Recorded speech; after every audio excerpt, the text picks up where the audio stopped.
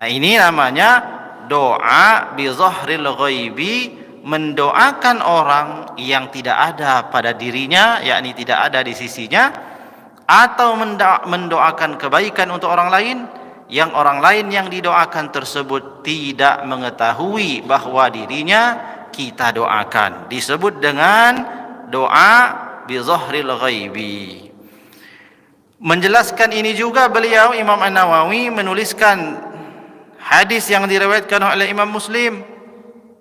Wa rawaina fi sahihi Muslimin, dan kami riwayatkan di dalam kitab Sahih Muslim, an Abi Darda, daripada sahabat Abi Darda radhiyallahu anhu, annahu sami'a Rasulullah sallallahu alaihi wasallam yaqul, bahwasanya ia Sayyidina Abi Darda telah mendengar baginda Nabi sallallahu alaihi wa alihi wasallam telah bersabda. Apa daripada sabda Nabi sallallahu alaihi wasallam yang didengar oleh sahabat Abu Darda? Ma min abdin muslimin yad'u li akhihi bi zahril ghaibi illa qala al malaku wa laka mislin. Nah, ini jadi Nabi SAW bersabda, ma min abdin, tiadalah jikalau ada seorang hamba daripada golongan orang yang beriman itu, yad'u li akhihi bi zahril ghaibi, yang ia seorang yang beriman tadi itu, seorang hamba tadi itu, dia berdoa li akhihi, untuk saudaranya. Makna saudaranya di sini adalah orang yang seiman dengan dirinya, bi zahril ghaibi, dengan cara zahril ghaib. Orang yang didoakan itu tidak tahu kalau didoakan, illa qalal malak, melainkan pada saat itu berkata malaikatnya Allah Subhanahu wa taala mendoakan orang yang berdoa itu dengan ucapan walaka mislin, demikianlah pula untukmu sebagaimana apa yang engkau doakan untuk saudaramu itu. Jadi kita melihat orang sedang kesusahan, kita tahu kesusahan orang itu apa. Tanpa dia tahu, kita mendoakannya supaya Allah Subhanahu wa taala segera memberikan kemudahan pada dirinya terhadap kesulitan yang sedang dia hadapi, tanpa ia tahu kalau kita mendoakan. Maka pada saat itu doa tersebut adalah doa yang diijabah Allah Subhanahu wa taala, doa yang mustajab. Dan kalau kita berdoa demikian itu, maka di sisi kita senantiasa ada malaikat yang juga berdoa walaka bimislin, bagimu sama seperti engkau mintakan kepada Allah atas saudaramu itu. Nah, ini malaikat langsung mendoakan kita, dan doanya malaikat ini adalah mustajab. Nah, inilah kenapa para ulama mengajarkan untuk mempercepat terkabulnya doa-doa kita itu, maka dengan cara kita mendoakan sesuatu itu kepada orang lain. Karena ketika kita berdoa, ya kita berdoa, namanya kita berdoa, masih banyak dosa-dosa kita, mungkin dikabulkan lama. Tapi kalau yang berdoa itu malaikat, mendoakan sesuatu yang sejenis dengan yang kita doakan ke orang lain, maka tidak ada ceritanya doanya malaikat Allah Subhanahu wa taala yang kemudian tertolak. Karena malaikat itu enggak punya dosa, tidak punya hawa nafsu. Dia hanya melakukan sesuatu yang diperintahkan Allah. Yang tidak diperintahkan Allah tidak dikerjakan oleh malaikat. Maka malaikat itu adalah makhluk yang suci, yang tidak punya dosa, karena tidak memiliki kehendak atau hawa nafsu di luar apa yang diperintahkan Allah kepada mereka. Nah, ini namanya doa bi zahril ghaib. Wa fi riwayatin ukhra, dan di dalam riwayat yang lain, fi sahihi Muslimin, di dalam kitab Sahih Muslim, an Abi Darda, juga daripada sahabat Abi Darda radhiyallahu anhu, anna Rasulullah sallallahu alaihi wasallam, bahwasanya baginda Nabi sallallahu alaihi wasallam, kana yaqulu, dahulu telah berkata, yakni bersabda. Apa sabda Nabi? Da'watul mar'il muslimi li akhihi bi zahril ghaibi, doa seseorang yang beriman, doa seseorang muslim, li akhihi, dengan saudaranya, bi zahril ghaibi, dengan cara zahril ghaibi, yakni yang kita jelaskan tadi, mustajabatun, adalah doa yang sangat mustajab.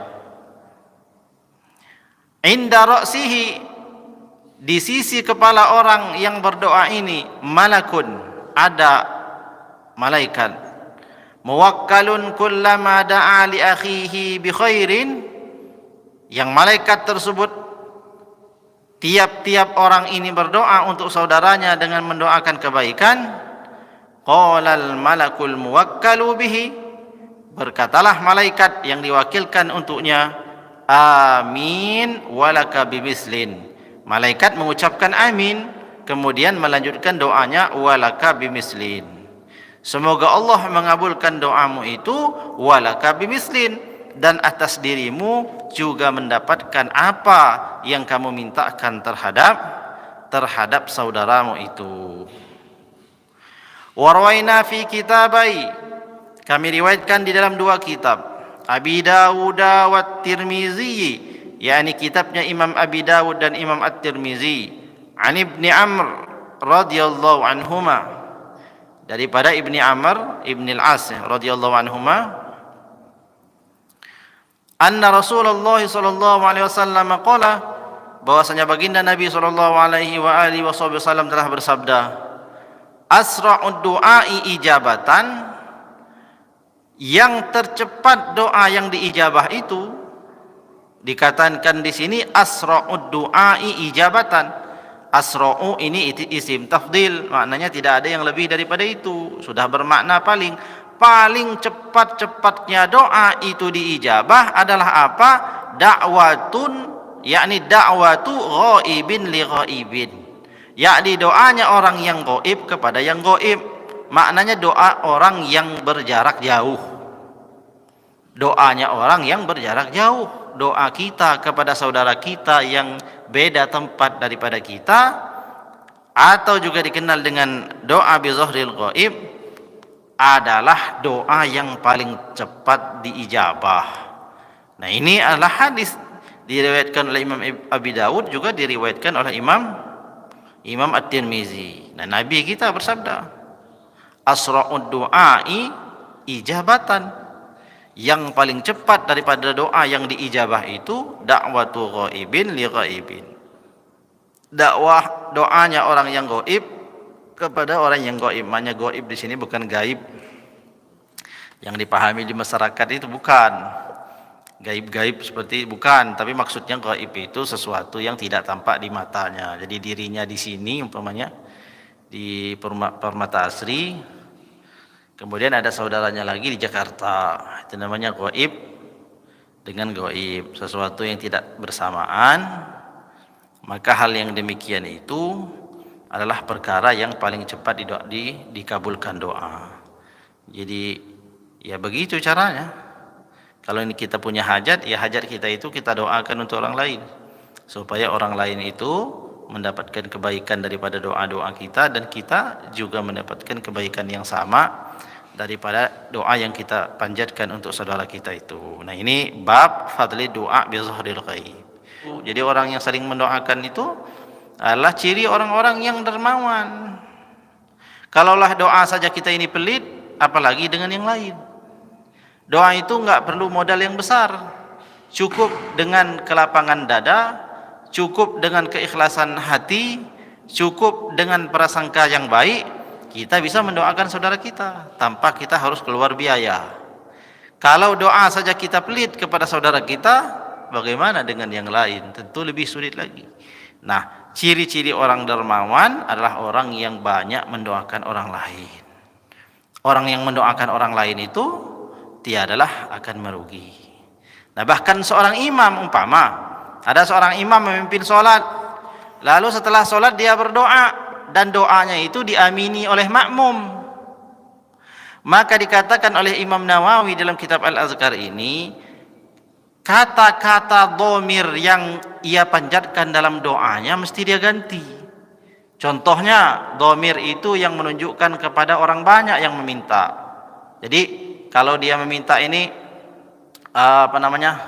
Rabbana ighfir lana dzunubana, bukan Rabbighfirli dzunubi.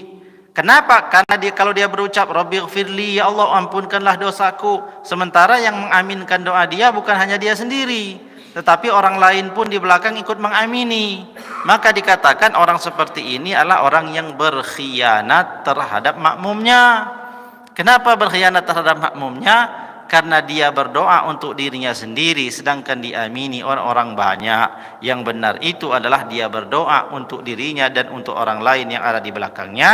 Itulah kenapa yang di belakang ikut mengamini. Jadi kalau kita memimpin doa, umpamanya kita menjadi imam dalam doa, dhamir-dhamir yang menunjukkan pada diri sendiri, yakni yang berujung iya itu kemudian kita ganti dengan na. Jadi supaya kami nih.